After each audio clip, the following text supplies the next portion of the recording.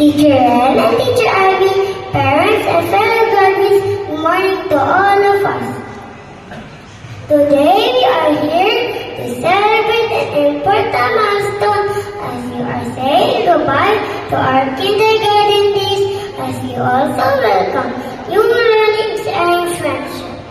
It is also the time to express how thankful we are to all our teachers who taught us new learnings and friends and help us learn valuable lessons in life.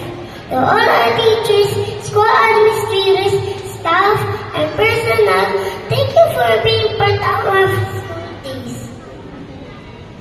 We would also like to thank our beloved parents and families who were there to support us, guide us, and love us every single day. Thank you for joining us since day one.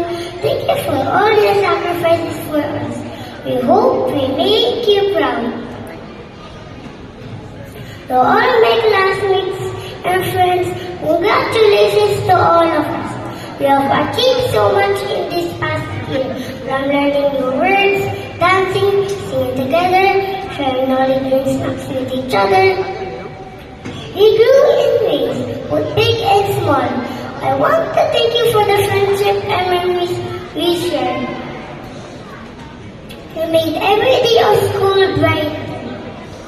Above all, we thank our Lord for the gift of life, knowledge and wisdom. We are thankful that He gave us our parents and teachers who are paving the path in our future.